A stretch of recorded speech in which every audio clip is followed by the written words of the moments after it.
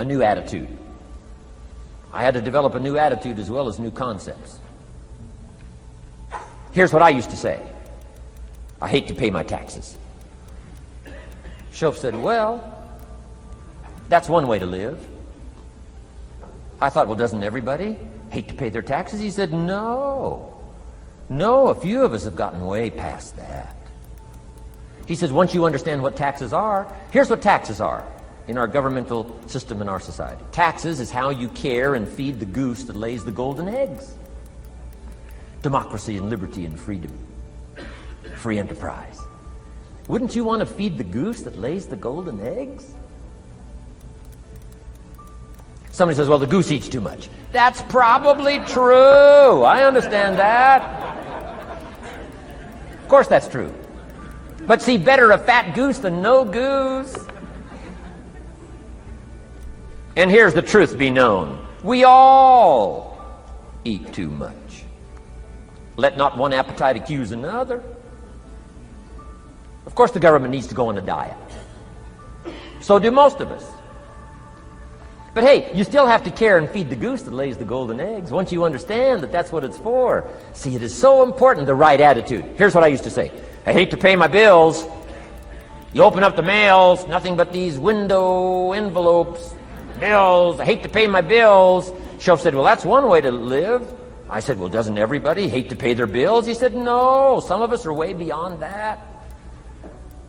I said, is it possible to love to pay your bills? He said, yes. Reduce your liabilities? Increase your assets? Wouldn't you love to do that? So start a whole new attitude here. Next time you pay $100 on an account, put a little note in there and say, with great delight, I send you this $100.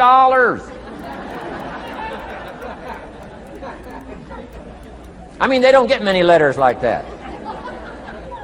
Reduce my liabilities, increase my assets. My picture's changing. My picture's improving. I love to pay my bills. Keep the money in circulation. Pay my taxes. Feed the goose that lays the golden eggs. It's a matter of attitude. And here's the last on attitude. Everybody must pay. Of course, life is called opportunity, but life is called price. But we must all pay. We must all share. One of the classic stories of all time from ancient Bible script says, Jesus one day and his disciples were standing by the church treasury, synagogue treasury, watching people as they came by and put their offering in the treasury. That wouldn't be a bad idea. Jesus and his disciples standing by the treasury while everybody walks by. Jesus says, how much was that? How much was that? Interesting. And the story said some people came by, put in big amounts. Some people came by, put in modest amounts, average amounts. And the story says, then a little lady comes by and puts in 2 pennies in the treasury. Jesus says to his disciples, look at that. Look at that. His disciples said, 2 pennies, 2 pennies, what's 2 pennies? Jesus said, no, you don't understand. She gave more than everybody else. They said, 2 pennies is more than everybody else? He said, yes. Because I'm certain that her 2 pennies represented most of what she had. And if you give most of what you have, then you've given the most. Wow. What a lesson to learn. It's not the amount.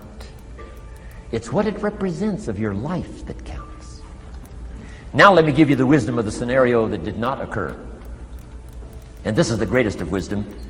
And in my own particular peculiar brilliance, I have the ability to record for you what was not recorded in the scenario of the story.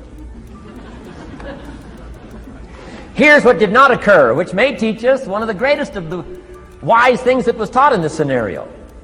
Here's what did not occur in the scenario. Jesus did not reach into the treasury and get this little lady's 2 pennies and run after her and say, here, little lady, my disciples and I have decided that you're so pitiful and you're so poor that we've decided to give you back your 2 pennies. I'm telling you, that did not occur.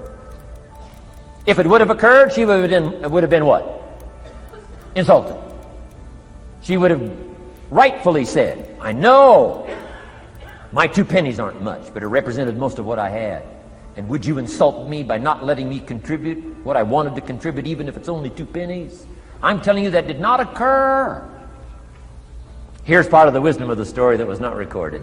Jesus left her pennies in the treasury, meaning everybody has to pay, even if it's only pennies. That's the key. And whether you start with pennies or whether you start with dollars or whether you start with nothing, remember, part of the scenario is to spend, of course. Part of the scenario is to invest, and part of the scenario is to show a profit, and part of the scenario is to help take care of people who can't take care of themselves. If you'll set up your own philosophy, I'm not asking you to buy my philosophy. I'm not asking you to adopt my numbers.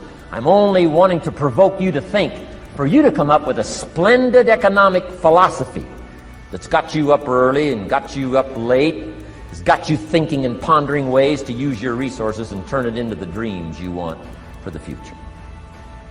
And that's my little story on financial independence. Okay.